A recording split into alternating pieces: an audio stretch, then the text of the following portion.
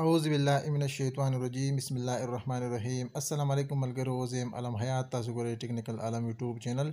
دوستانو مخامخ چې کوم تاسو ته ویډیو ښکاري دا کومه کوچ چې روان دی دا د کراچۍ نه چې کومه دی کوټې ته روان دی، خو د معمولي بې احتیاطۍ د وجې نه چې کومه دی دا کوچ چې کومه دی د سیلاب ښکار شوی دی. مخامخ تاسو په ویډیو کې کتلی شئ دا کوچ چې کومه دی د اوبو چې کومه دی دا وړی دی.